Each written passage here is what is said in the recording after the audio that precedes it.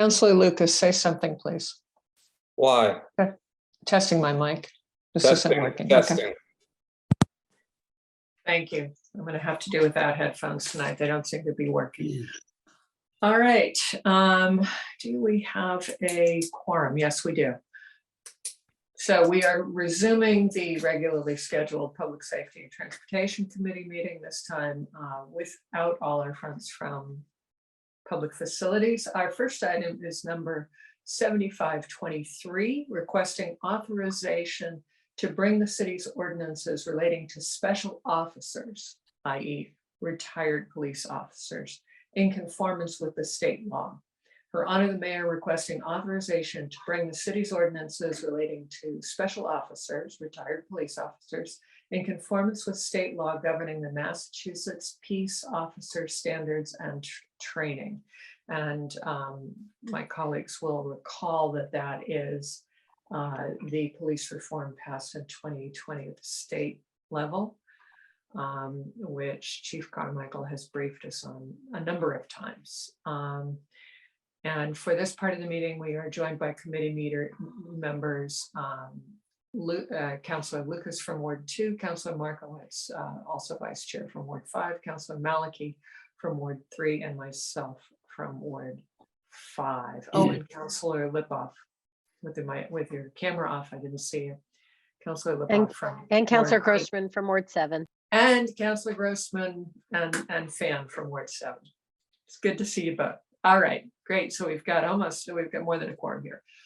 Councillor Bowman informed me she will be late, so she will come when she can. Chief Carmichael, why don't you unmute and give us, I think you're the one giving us the lowdown on this, right? Yes, how you doing? Good evening, everybody. So this is a very simple amendment to the ordinance. Essentially, what we're trying to do is adopt Massachusetts General Law, Chapter 6E, which, as you mentioned, is the Peace Officer Standards and Training Law, also known as a couple of different things: the Justice, Equity, Accountability, and Law Enforcement Law, or Police Reform as we know it. And in that law, it identifies and defines what a law enforcement officer is in Massachusetts. And essentially that is an active police officer who's currently working, but it also defines it as special police officers, intermittent police officers, reserve officers, and that type of thing. So essentially, those other categories, specials, reserves, intermittents, they have to still follow the same requirements as an active police officer. So that means that they have to be certified, they have to be attested to by the chief of police, they have to be certified by post every 3 years, and they have to meet all of the current training requirements by the Municipal Police Training Committee. So that means annual in-service training, CPR, defibrillator, all the things, use of Narcan, all the things that our regular police officers do. Special police officers also have to abide by that. And all this does is really just accept Mass General Law, Chapter 6E, and make sure that the special police officers that we appoint in the city of Newton are in compliance with the law and the training standards. And just before I open up to questions, this is something we really have to do anyway, because it's a state law, right? It is something that if, in order to have special officers working in Newton, they have to be certified by post, and they have to be following all the requirements. So they would have to do that anyway, but our ordinance currently doesn't mention Chapter 6E, which now it would. Okay. All right, Councilor Markowitz, you have a question. Yeah, just a quick question. Chief, good to see you. And again, on behalf of the rest of us, our best to the officers who are recovering right now. We appreciate the service. We used to have, do we still have something called auxiliary police officers? I know we did at one time. I haven't heard that word in a while. So, and if we do, would they fall under this, this as well? So that's an excellent question. So the next step in this process is, and we've already prepared everything to submit to the mayor and to the city council. In the current City of Newton ordinances, we have in there a section where we have volunteer unpaid auxiliary police. Now, in the chapter 6E, it does not specifically identify auxiliary police by statute. They auxiliary was left out of that. However, in our ordinances, it talks about how under the police department that we will appoint, train, equip volunteer unpaid auxiliary police. But it also goes on to say that it shall exercise and perform the powers and duties of police officers as prescribed by the chief of police. So the next amendment that we would be bringing forward would be to strike that language and add additional language that would allow us to continue using our auxiliary force, but just in a different capacity. So we would kind of have to redefine that they would not be considered exercising or performing as police officers, because if we were to do that, that would require us to have them fall under Mass General Law Chapter 6E. And in order to meet the requirements of that, you have to be trained in a police academy. You have to have there's a possibility of some people being trained in a bridge program police academy if they had certain amount of hours in patrol. However, we wouldn't meet that threshold. So what we're going to be looking to do very shortly is modifying that ordinance so that we can continue to use our auxiliary, whatever we call them, officers in the future. And we're excited about doing that because they're a tremendous asset to the department and to the city, and we look forward to getting them back out there again. Okay, thank you for that. That means that they would not be incorporated into what we're doing tonight as far as coverage, at least not right now. Yeah, right now, what we need to do is we're accepting the ordinance. We're modifying the ordinance to identify what special police officer means, and accept that they need to have the training required by the law now in MPTC. Okay, all right, great. Thank you, Chair. Welcome, Councillor Lucas. Thank you, Madam Chair. Quick question, Chief. The retired officers, what type of work do they do in Newton? They primarily police details. Once a police officer retires from the police department, even if they're maxed out at age 65, they will many times come back and they will work as police details. So a special police officer on police detail. And they still have all of the same powers and authority of a full-time police officer. But you know, as part of this, they also require all of that training every year and to be maintain their certification with post. Okay, quick follow-up. The retired officers, if they're on detail, do they still are they still required to carry a sidearm, and do they have to keep up a training with the sidearm, or if they're retired? They do. They have to follow. They have to, any special police officer, they have to have all the same training and annual in-service training, qualifications as our regular full-time police officers. Okay, good. All right, thank you. That's all I have. All right. I seeing no other questions, I will entertain a motion to approve. So moved. Thank you. Motion to approve from Councilor Markowitz. All in favor, say aye. Aye. Aye. Any nays? Any abstentions? Okay, that's unanimous. I believe that's 6-0.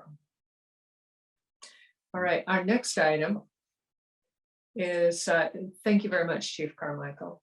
And I should also mention, we have been joined by Director Ostroff from Newton Planning, by Director Sabel from DPW Transportation, and by Ms. Sullivan, whose title is High Muckety Muck at the DPW.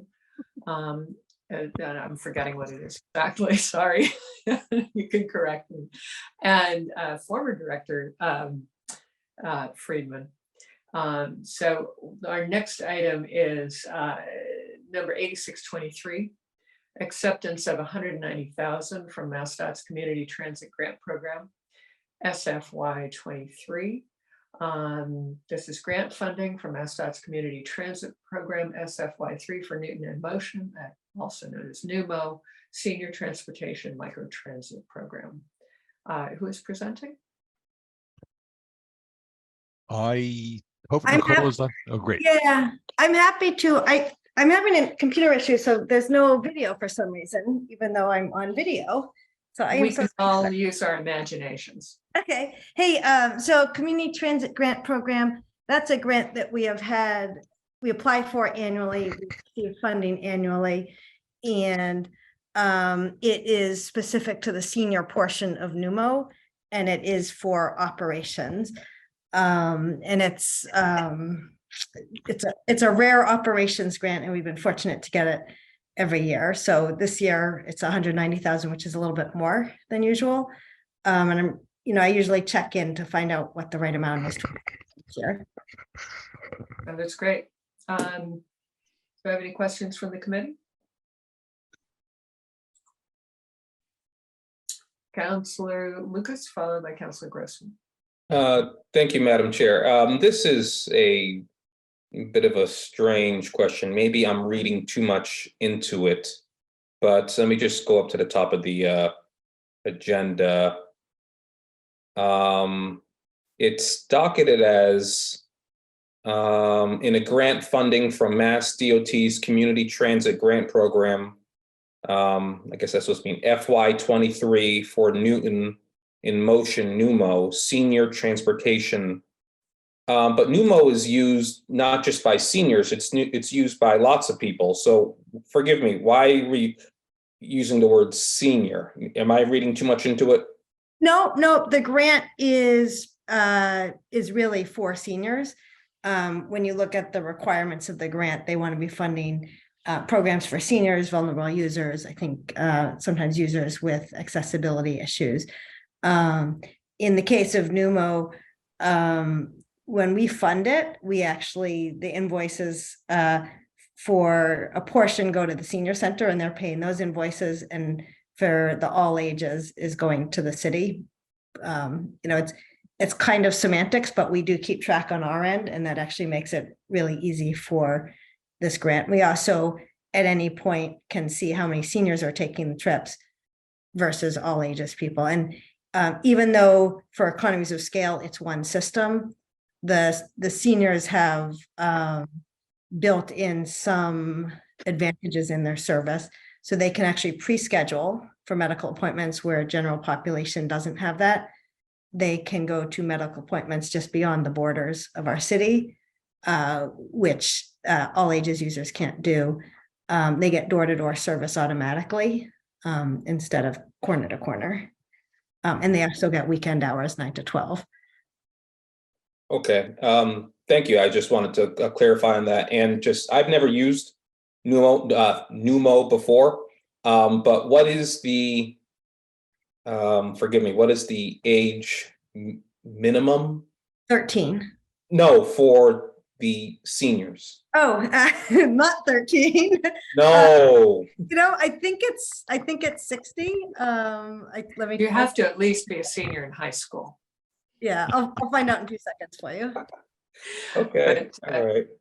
correct me if I'm wrong, but I believe that part of the reason for NUMO was we had a kind of crumbling taxi voucher system. Does anyone else remember that? We just had fewer taxis, and the vouchers were expensive. Actually, I think seniors paid $2 for them, and we paid much more to subsidize them. And Veterans Taxi was no longer offering the service, and we had to find another way to do it. And this brings in other users, but also provides the senior transit so that our per ride and our per mile costs are down year over year over year. as we've been doing this.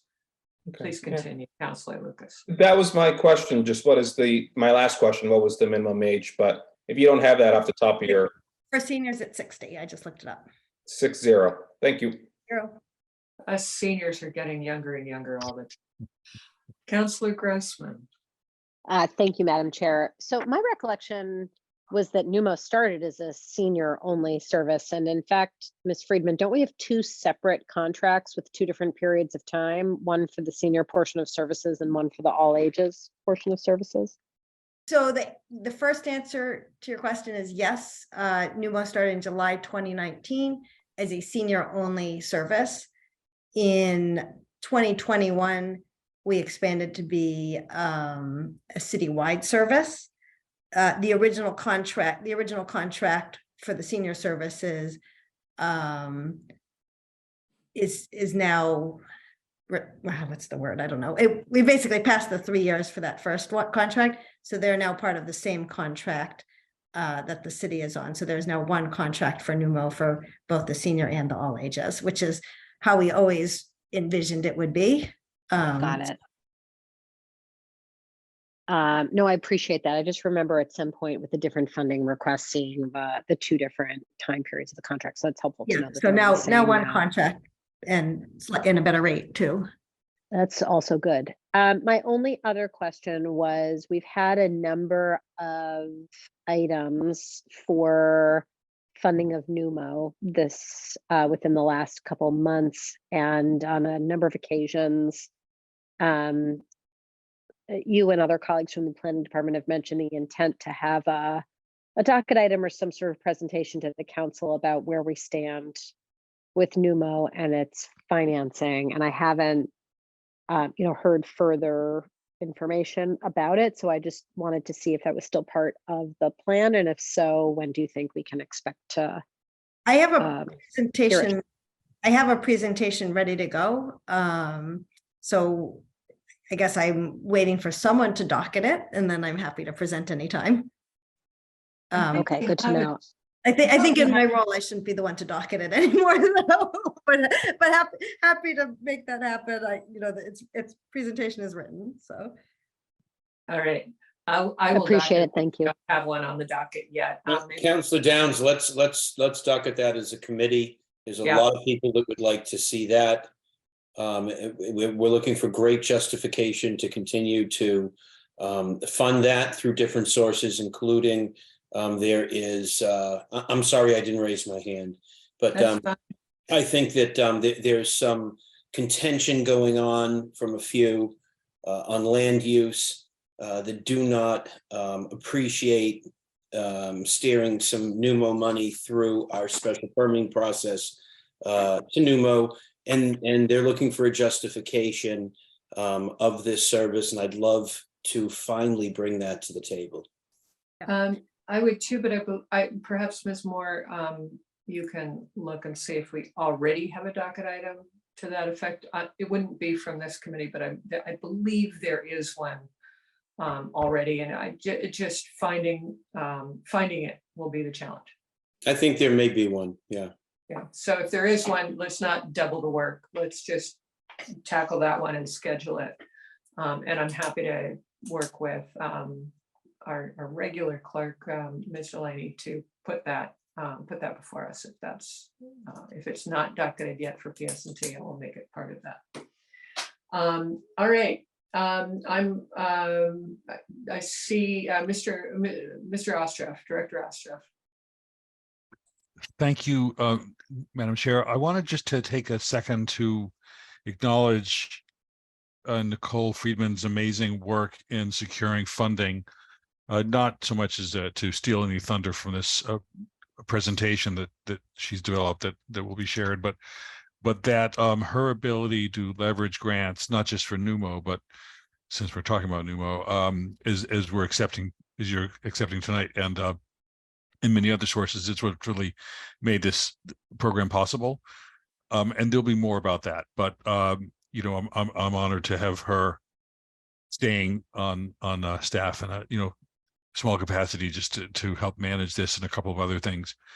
The other thing that just as your constituents or others who may be watching should know, is that staff engage frequently both in planning and in the Council on Aging and in the mayor's office with VIA, the provider, on how to continuously improve the service, address complaints and conflicts. Public transit in general, there's always issues that have to be managed. That's just the nature of every system. So we're continuously trying to do this. Numo is incredibly successful. More rides, on any given day than ever. So it's succeeding in that standpoint, but it does have stresses, and so we are really trying to focus as much as we can on resolving that and improving service, and finding ways that we can help to prioritize transit dependent seniors who really, when you've got a 7:30 a.m. medical appointment, you've got to be there. So though that takes a lot of handholding, but we're very committed to it. And we realize how important this is. This is no substitute for mobility. And Nicole totally gets that. And that's why she helped to bring this forward, and why I think you all have supported it. So I just want to take a second to share that personal observation for my 2 months here.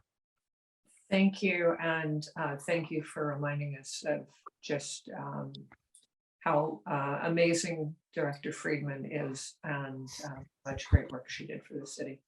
I don't see any other hands, so is someone ready to make a motion? Oh, you have your hand up. Sorry. Councilor Maliki, I can't see it for the trees. I need a different color hand. I think I can maybe change that. I don't know. I appreciate Mr. Ostrov mentioning that you're trying to, improve things. I'm just curious, do you have a sort of a complaint resolution system in place? Yes, there's a great reporting system. There is, well, Nicole can probably describe it better, but there's a dashboard that we can get into to log complaints. But I think most important, as you know, is that contact when someone has an experience, good or bad, they want to talk to a human being, and so they may talk to the people at VIA, but that's something I do. Elizabeth Lund also does, just to talk to people. But then we can go into the system, log the complaint, and then we can figure out what the resolution is or needs to be. So yes, it is a pretty well integrated system. Okay, yeah, I asked because I think about a month ago, and I believe Councillor Kalis is aware of this, and Josh Morse was on I forget if it was Nextdoor or Facebook, but a couple of moms had reports of their, older teenager, young woman, daughters getting rides where they were sort of being proselytized and, quote Bible verses, or I'll drive you around some more. And it was very, very weird. One was unnamed and one, was not anonymous. And I just, would like to know that that's been resolved. Yeah, that driver's no longer part of the system. Okay, great. Thank you. Oh, we can see you. I know. I restarted my computer and I'm on my phone for a minute. Sorry to jump in because I think Josh was supposed to answer that. No, it was a team effort. There was a tough issue, but that's the kind of thing that happens in service sometimes. So I don't want to ever make an excuse for it. But yeah, I had the opportunity to speak to the parent there, and yeah, it was Great. It was handled. Is that the kind of thing that is handled by you or by VIA? VIA is the employer, and they will, take care of their workforce issues. But we are the client, and then the customers are involved as well. So it's a good collaborative relationship. So it's not for us to say, here's what should happen, because that's really putting ourselves in the shoes of the managers at VIA, and they're like a global company. But they take our input. Great. Okay, thank you. Thank you. All right, any other questions? We all set, Councilor Maliki? But I will take a motion to accept item 8623. So moved. Moved by Counselor Lipoff. All in favor, please say aye. Aye. Aye. Any noes?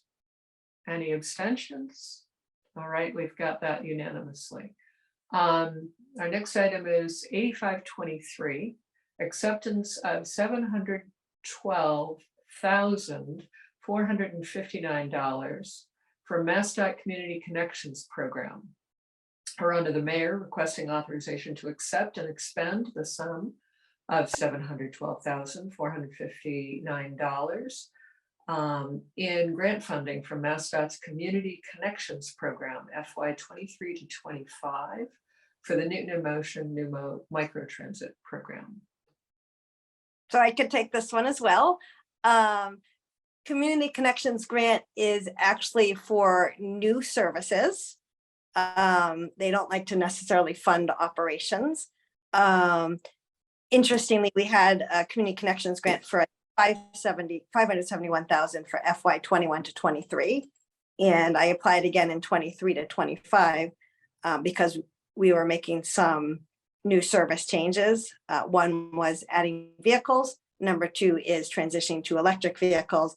And number 3 is adding some select points just beyond our borders for all ages.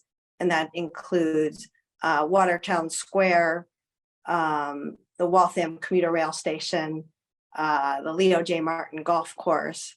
We already do some of the medical appointments just outside of on Washington Street in Wellesley. We do the Needham Highlands Commuter Rail Station. And we'll look at sort of Oak Square potentially and a few others. And a lot of those additions are meant to, particularly the Watertown Waltham, is when we look at our census data, the primary places that people are coming from to work in Newton is Watertown and Waltham. So it's a way to really help, particularly with getting service to and from.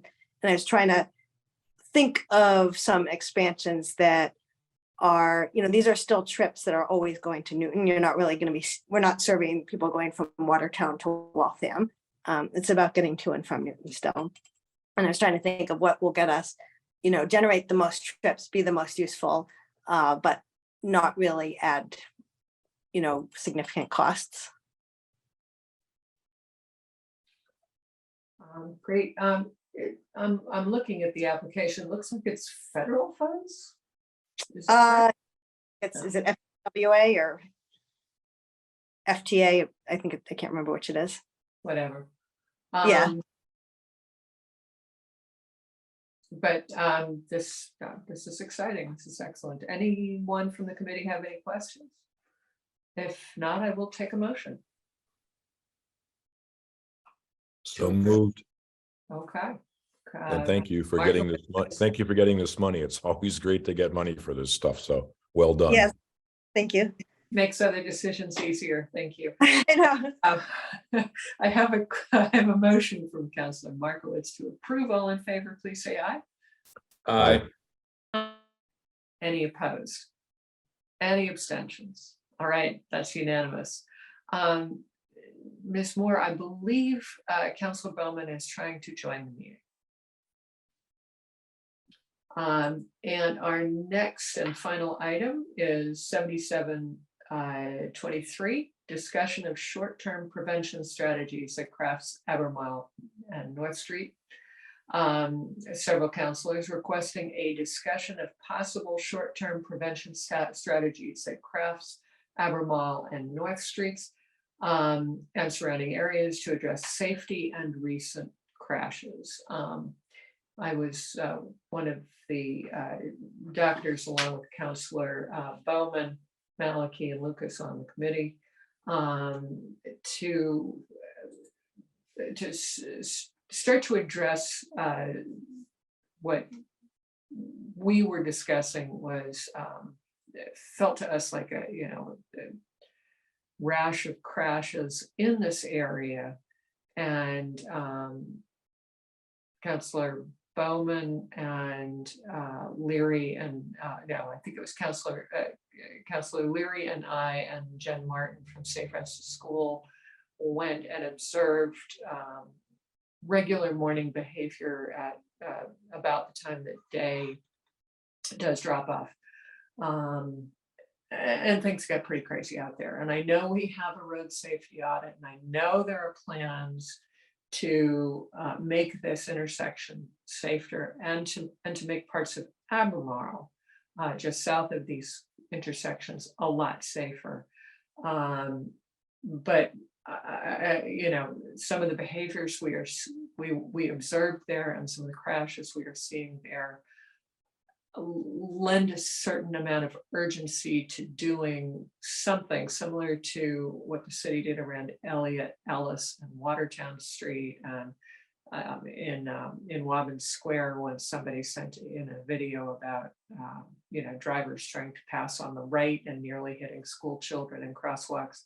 This is very close to where a lot of school children would cross if they were walking, and I'm told they're now not walking because of the number of crashes that has happened there. So I will leave this to Chief Carmichael, Director Sobel, and Director Ostroff to start to address for us.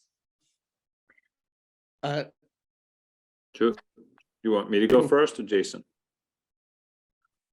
Do you want me to toss a coin, or shall we go alphabetically, or answer? It's up to you. I don't care. I'll go. I mean, I'm happy to start, Chief Carmichael, and Okay. maybe you can fill in any additional details. Good evening, counselors.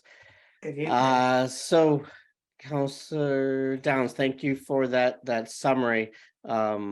Just to put some numbers to it, you know, we always work closely with our colleagues in planning and also in the police department. So just to put some numbers on it in terms of the crashes and a comparison, in August of 2020, we started off with a trial to close off the northbound side of Albemarle between Craft Street and North Street. That has been in place since, and more recently replaced with some large concrete planters. In the 3-year period before that closure, from 2018 to 2020, there were 30 crashes at the Crafts and Albemarle intersection, an average of 10 per year. In the 2 full years since we've closed that, there have been 13 crashes, 5 in 2021 and 8 in 2022. And that's an average of 6.5 crashes per year. So certainly we have made some progress here. There's been 1 additional crash in 2023 as well to date. That's in January. You know, you had referenced a few other problem intersections or areas of concern in the city, but of course each intersection is unique, and we look closely at what can be done and the specific causes of each crash. And of course, with the MassDOT Safe Routes to School infrastructure grant coming scheduled in a few years, we have the benefit of a comprehensive road safety audit done in conjunction with MassDOT and their consultant, but the city staff and folks from the city are a large part of that. That includes folks from planning, from DPW, from police, from fire, as well as some community organizations. I know the Friends of Albemarle group participated in that road safety audit as well, along with local Safe Routes to School folks, of course, too. So that road safety audit was completed a few months ago in October. That included a total of a table with the total of 33 potential enhancements. That road safety audit looked not just at the Crafts Albemarle intersection, but also included the Crafts and North intersection and the North Street and Albemarle intersection. So of the 33 potential enhancements, 18 potential enhancements were identified for the Crafts and Albemarle intersection. And then it's also split up between short-term, midterm, and long-term items with low, medium, and high costs. So of the 18 potential enhancements for Craft and Albemarle, 8 were identified as possible short-term enhancements. So of those 8 short-term enhancements, one of them is currently in process. One of the recommendations was to permanently close the northbound side of Albemarle between Crafts and North. That's currently in process. I know it was that's an ongoing trial, and it was held at Traffic Council a couple of months ago. So that's in process, but ultimately, that those barriers remain. That short section of roadway remains closed. So when that becomes permanently, which I hope it will, it won't actually have any material change relative to the conditions since August of 2020. 2 other of those short-term recommendations are already complete. One of which was closing an old driveway curb cut at 409 Craft Street, which was the only driveway on that northbound side of Albemarle between Crafts and North Street. When the house that house was reconstructed in the past year, and the builder closed that off and reconstructed the sidewalk. So that old driveway curb cut is no longer in place, so that's been completed. And another short-term recommendation was to ensure that there's high visibility crosswalk markings at all the intersections. And that has been completed. The Crafts and Albemarle intersection was repaved a few years ago, I believe in 2021. And then the rest of Craft Street farther to the east was repaved last summer. So that said, so that's 3. Then there was one short-term enhancement that was not really applicable, suggesting a school zone speed limit on Craft Street under MassDOT guidance and requirements for school zones. The roadway needs to abut a school property, which Craft Street does not. That said, there are the remaining 4 short-term enhancements we can be moving ahead with. The first of which is a 20-mile-per-hour safety zone speed limit. That is something that we've done elsewhere throughout the city, and actually on Albemarle itself between Watertown Street and Craft Street was the first 20-mile-per-hour safety zone speed limit that we implemented. So this one, Craft Street certainly meets the guidelines and recommendations that MassDOT provides for the 20-mile-per-hour safety zones based on the land uses that are there in the park, and all of that. So that is something that we'll move ahead with, and I'm anticipating that will be on the March 23rd Traffic Council meeting. Excellent. Let's see, another short-term recommendation is do not block the intersection pavement markings. And that can certainly help as well. We are waiting for warmer weather to implement that. I'm crossing my fingers that we're done with snow for the year. But we'll see. I hope I didn't just jinx anything. But certainly we're getting closer. Usually it's in early to mid-April that we begin our pavement marking work. That would be excellent. And then the last 2 remaining short-term enhancements that were in the RSA is one of them is to restrict southbound left turns from Albemarle southbound onto Craft Street. That's something that we can consider moving ahead with as well. Just to be clear, I think that's going to have a relatively small positive impact. The traffic volume turning left, based on the 2022 traffic count data that were collected, is 17 vehicles during the morning peak hour and 6 vehicles during the afternoon peak hour. So And I there's have not a to whole lot say, of I think traffic. we saw all 17 of them when we were out there. It's all at this, it's all southbound on, and then they take the left to go to, yeah, that left turn, you know, you had a lot of people going southbound and then taking the right to go to Fessenden, so it's an immediate left, and it's a very dangerous turn also. But then the turn, you know, some of them try to go straight across, which is also really dangerous. But a number of them take a left, and a number of those that take the left end up in the left lane because there's not enough queuing space for them. And they're in the left lane that doesn't exist until you get to the signal. Sure. So that's that's one thing that we can pursue. And then the last recommendation in the for short-term enhancements in the RSA was to decrease the width of the Albemarle northbound approach. There is a short right turn pocket from Albemarle northbound onto Craft Street. It's about 40 feet long.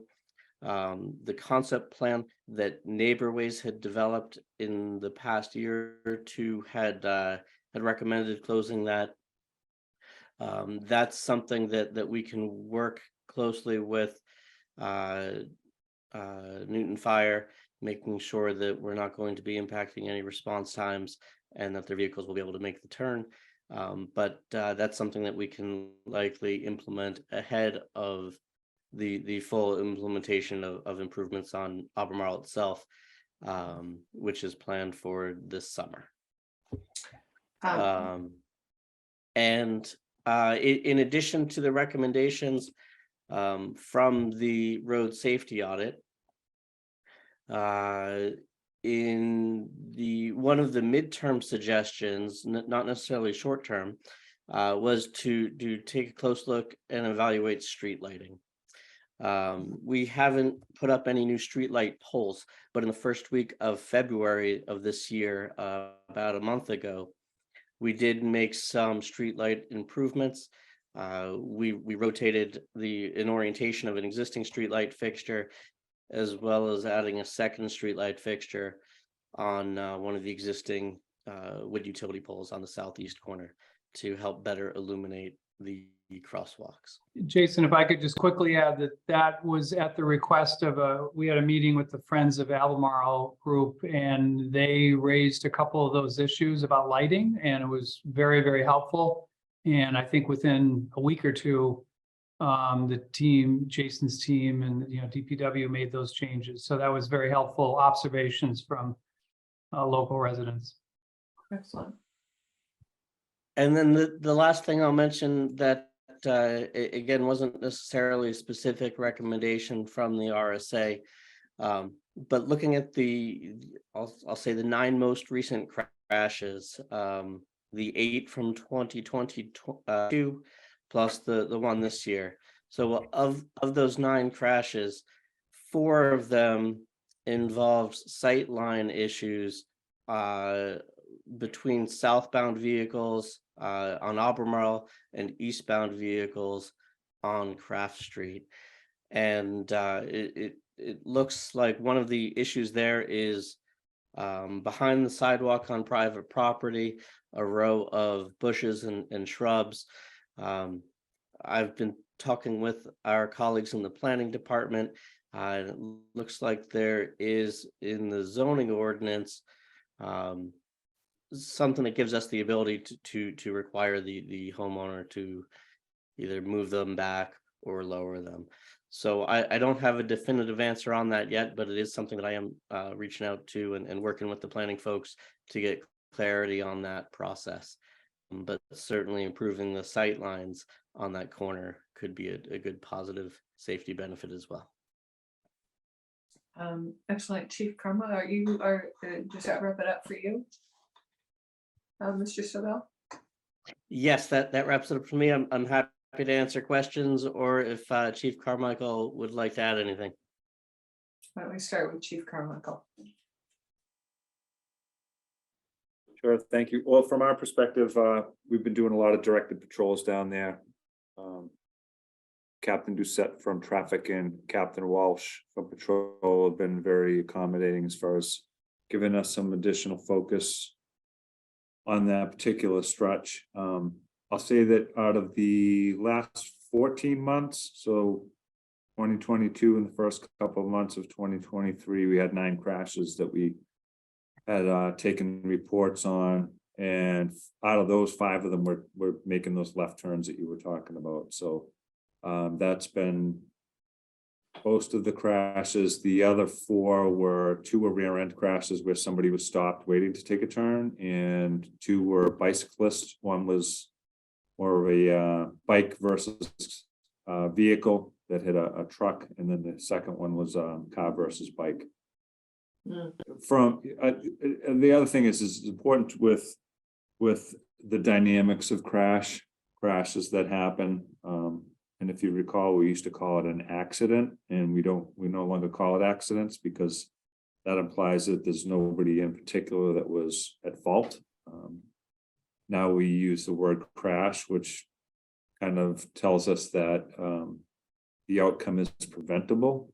And typically what we see in a lot of our crashes is people that are have certain behaviors of driving. Either they're being aggressive, they're distracted, they're impaired sometimes, and you see a lot of times that impatience will kind of come into it too, and that's similar to what I think we're seeing at this intersection. Just maybe a little frustration of making the turn, or impatience, or just being aggressive, and then the crash occurs. But we do try and keep some directed enforcement down there to help out with it. Great, thank you. So I will take questions from committee members and other counselors, and then if I will take limited public comment if it doesn't get too late. So I have Councillor Lucas followed by Councillor Malachi. Thank you, Madam Chair. Mr. Sobel, just want to clarify just a couple things. You said you were thinking about implementing a couple of no left-hand turns at that intersection. Is that right? Just one no left turn restriction. It would be southbound, Albemarle southbound, turning left onto Craft Street.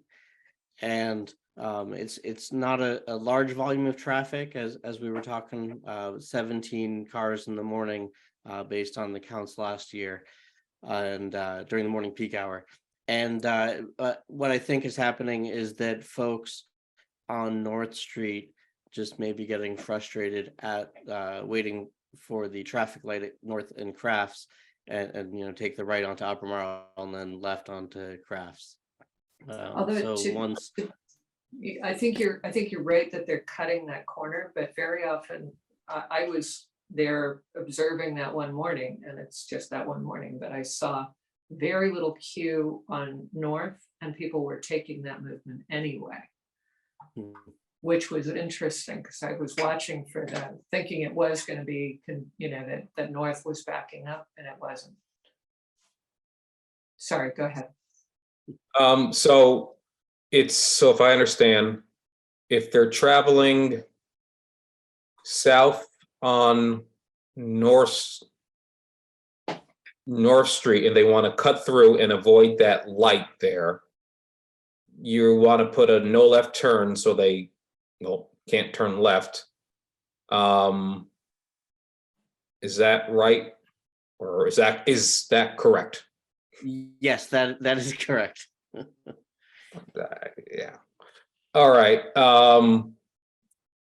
But if a car is traveling north, hold on, I'm trying to get my directions. If a car is traveling, north on Albemarle, excuse me, they're going past the Gath Pool and all that, they can still make a left-hand turn. Correct. Okay. And I think that's what. And to be really clear, Councillor Lucas, that is a very common move done by our own school buses. So we can't remove that left turn. Yeah. And I think I heard you say, Madam Chair, that they'll make the left there at that intersection and then another left into Fessenden. Did I hear that correct? No. Oh, I that's- didn't hear that. No, go okay. Right, they go right and then take the left into Fessenden. So Oh, they're coming yes, yes, south, yes, yes. and then they jog and then go into Fessenden. And they can still do that with this new configuration. So they can Is still that take a correct? right. Is Yes, that that's correct? Okay. Okay, all right, well, hopefully these things work. I do hope they work.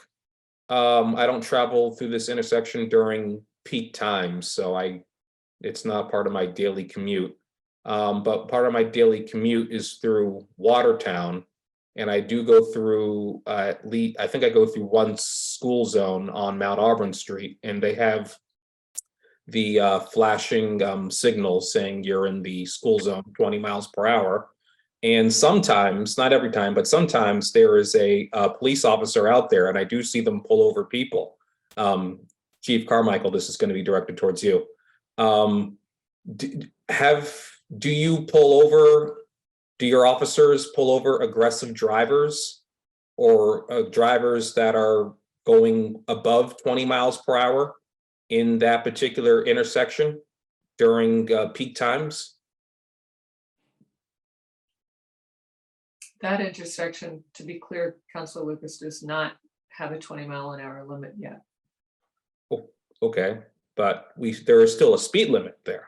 There is a speed limit there. Do we have speeders going through there, Chief Carmichael? I don't have that data right in front of me. I could get that. But I don't have that in front of me right now. Okay, all right. Well, if we do reduce it to 20, I mean, just my personal recommendation that, I mean, speed limits are only good if they're being enforced. I mean, you can put up the sign and you can put up the flashing signals, but if they're going 30 and they'll notice that there's no officers nearby to enforce it, they're going to continue to do 30. So that's just my 2 cents. But I'll leave that to you and to your department and to the Traffic and Patrol Bureau, of course. All set? Thank All you, set. Councilor Lucas. Councilor Maliki, and then I have Councilor Oliver. Thank you. Yeah, so I went out there and kind of looked around and with all these recommendations in hand.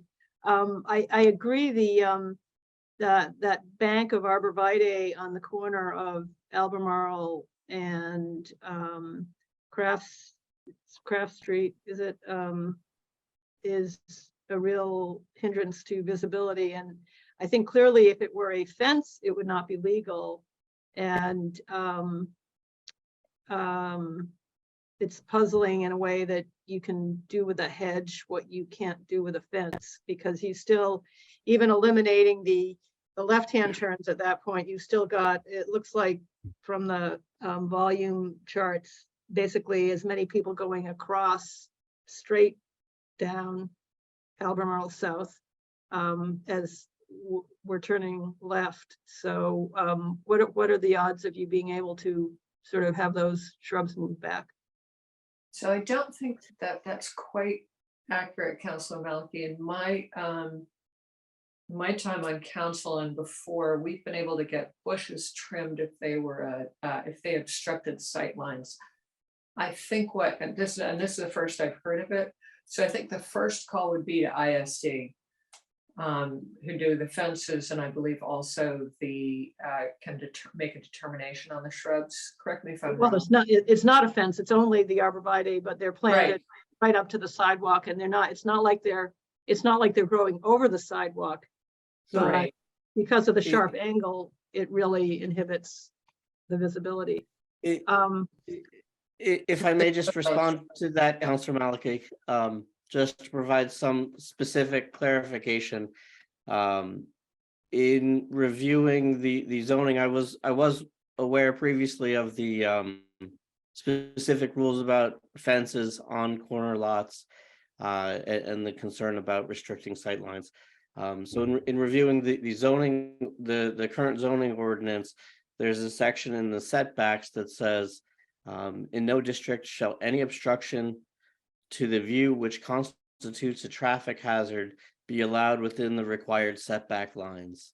Upon complaint by the city traffic engineer, the city council, after public hearing, may order the removal at the owner's expense of any such obstruction. So that's the specific section of the zoning that I was looking at, and communicating with the planning department recently about that process. Because in the 5 years that I've been with the city of Newton, I haven't gone through that particular process with that zoning. But I was also a little surprised it wasn't through ISD as well. And that's why I wanted clarification from the planning department, and we'll probably get some clarification from the law department as well. Excellent. Okay, and I noticed there were there were some things that look pretty easy to do, and I was just wondering why you would not do them. Like, for example, putting or painting crosswalks at the crossing Albemarle at North Street, north and south of, sides of the street. That seemed pretty easy to do because you have the curb cuts. Yes, and I'll clarify, there were many other short-term recommendations that we are planning to move ahead with. I was specifically focusing on the Albemarle and Crafts intersection, and I didn't address that because it's up at the North Street intersection. Yeah, okay. And at some point, are you waiting to see how well these measures work before you? I'm just curious why there hasn't been the study of whether it meets the warrants for a signal at the Crafts Albemarle yet. I believe that work has been done, and the MassDOT Safe Routes to School infrastructure grant is planning to signalize the intersection. That project is currently funded for FY 25, and there have been some recent discussions to see if MassDOT can move that funding up, but we don't have any commitment on that yet. Okay, so it met the standards, which I would think it would. Okay, thanks. I'll forget if I had other questions, but I'll wait. Just quickly, let's follow up on that if possible. Josh, if you want to just quickly jump in on that project and where we are with that, because this is an important component of, we'll call it the medium term.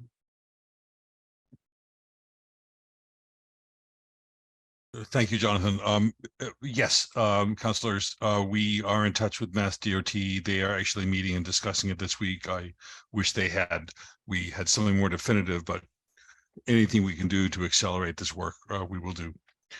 It's a multi-year process, even though these are not huge dollar amounts. They do put it into a queue.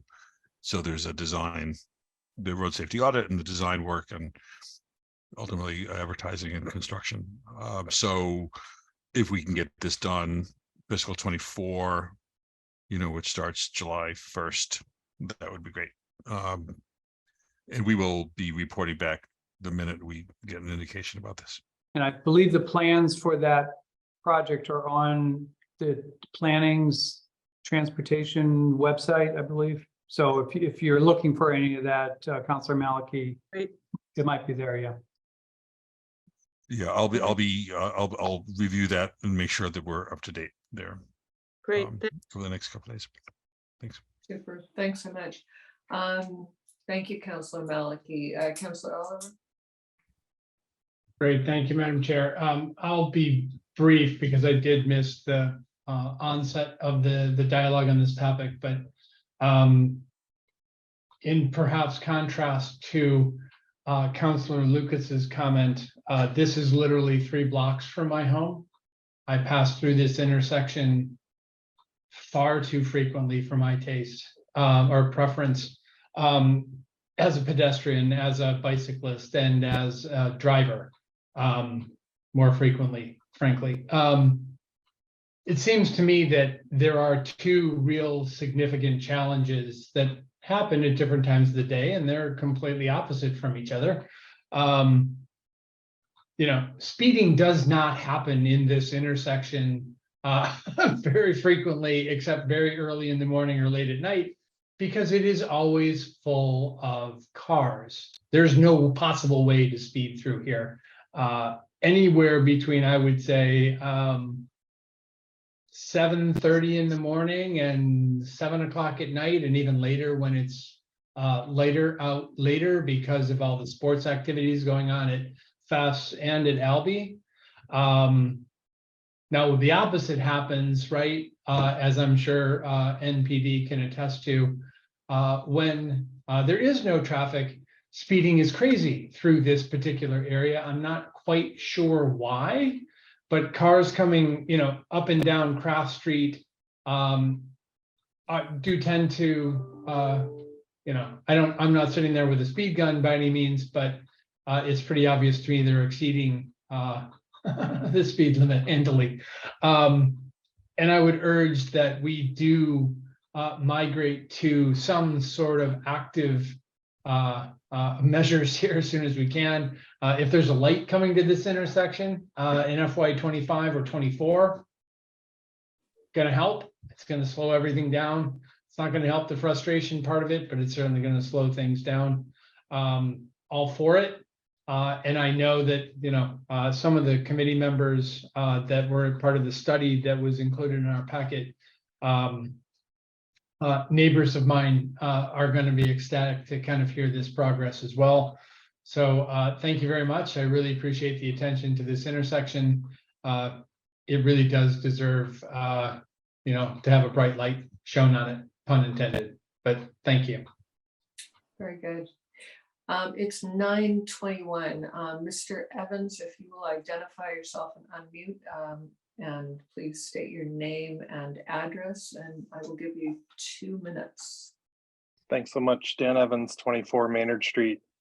I am the parent of 6-year-old twins, and between Maynard, Mossman, and Albemarle, there are roughly 16 plus students who are traveling to Horace Mann, NECP, and other surrounding schools. And I really, appreciate everything that's being done here. And I want to also shed some light on Maynard Street. We have, since we've lived here over 6 years, seen excessive speeding from people cutting through to avoid crafts. And while, I hear that number of 17 cars in the morning, I walk that route daily with my son to school to Horace Mann, and that number is much higher. And we see the crashes, and I really want to point out how important it is that this intersection have light shed on it. I also, in my time in the mornings and time in the evenings, have not seen patrols out there. There needs to be some sort of enforcement in this intersection. I'll point out as well, Maynard Street from the hours of 3 to 5 p.m. is one way. We do not see enforcement there. And that's a prime time for these commuters to cut through.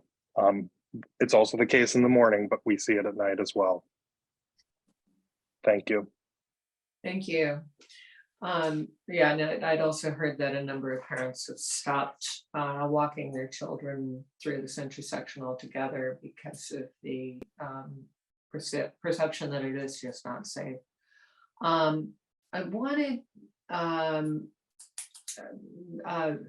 Director Sobel to just highlight one other thing on page 13 of the road safety audit. There was a recommendation for using flex posts with buffer on Craft Street, west of Albemarle Road West, they call it's actually south, to deter Craft Street eastbound travel vehicles from traveling in the bike lane.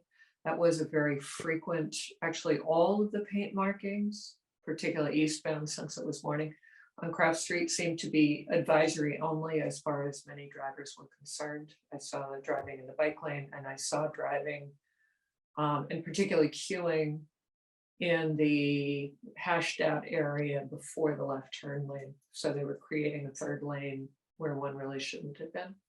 And I'm wondering if there's anything inexpensive, such as flex posts, that we might trial or pilot there to make sure that drivers don't try to cut to the left or to the right, particularly since this is a school crossing and a very heavily, very heavy demand school crossing.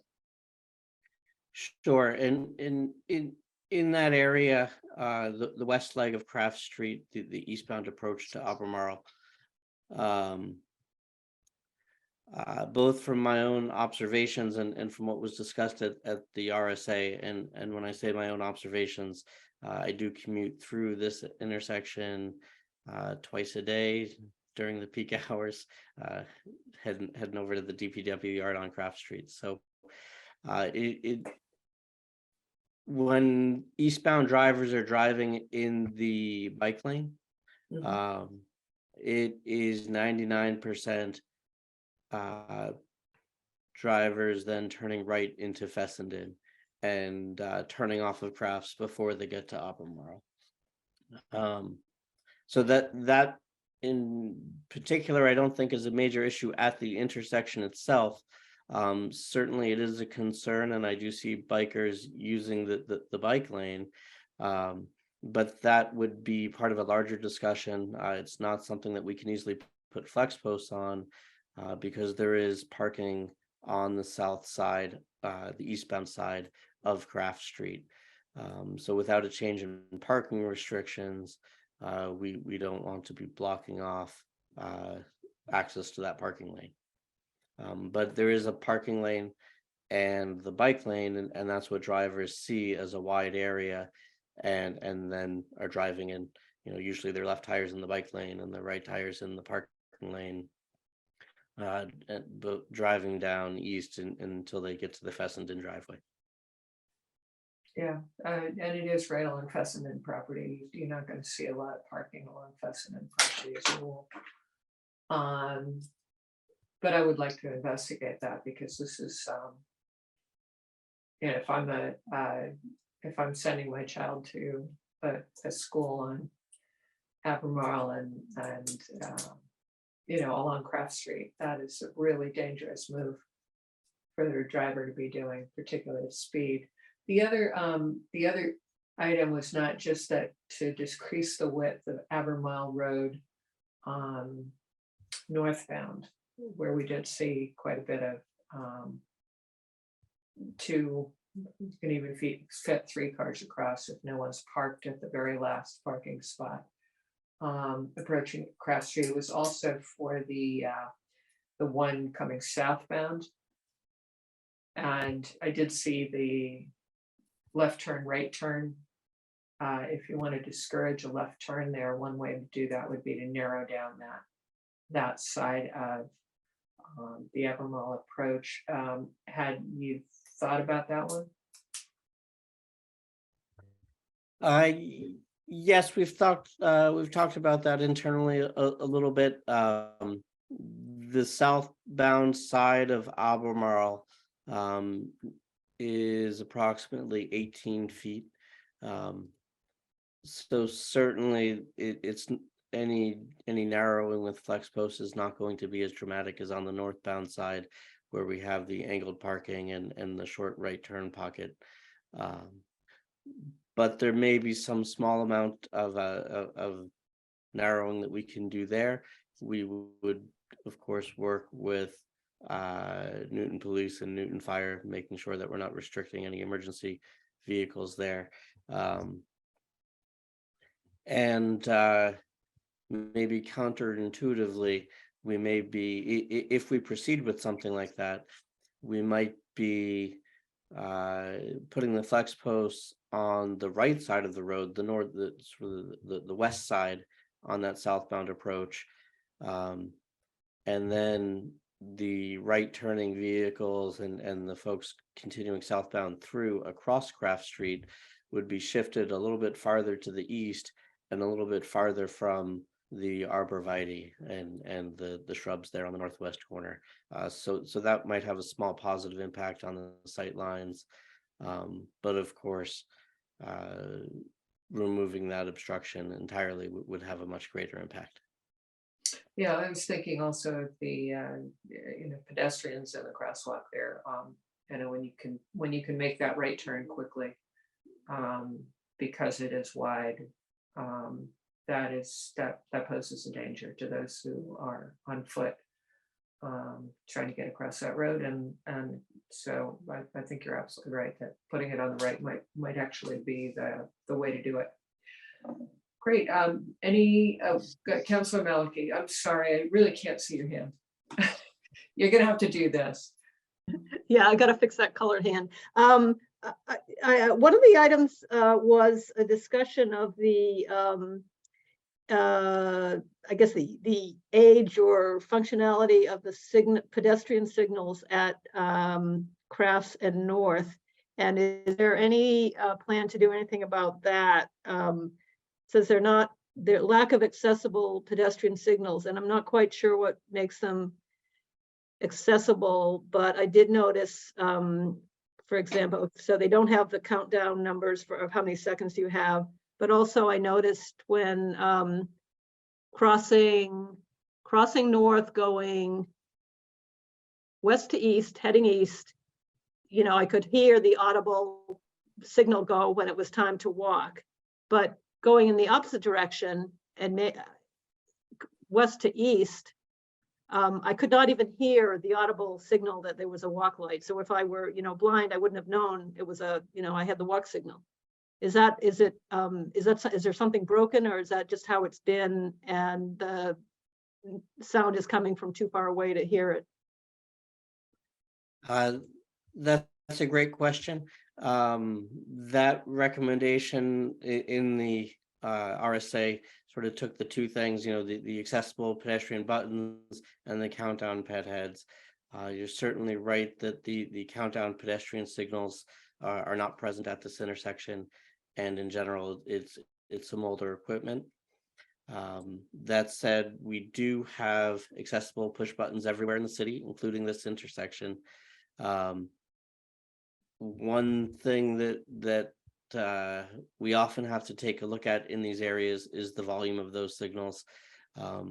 It's always a balancing act for us to make sure that the volume of the audible signals is loud enough to be heard, particularly for any visually impaired pedestrians. But in these areas where it's in a residential area, it's not uncommon that we also get complaints because people chirping.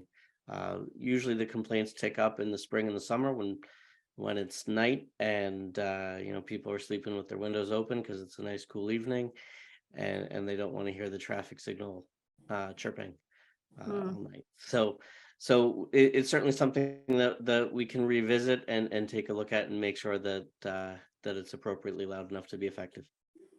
Yeah, actually, now that you mentioned it, so when I was walking or about to cross eastbound, so I'm in the kind of the median of by the brook essentially, and it had that constant chirping, so if I were visually impaired I could locate it to press it, and I don't actually remember hearing something comparable when I was going east to west, but just the signal, the different signal, audible signal you get when you've got the walk light, which is only going to come on when somebody's there. It's not going to be constant. That I could not hear going east to west. Okay. Thank you, Councilor. Okay. Great. I am willing to entertain a motion of no action necessary on this item.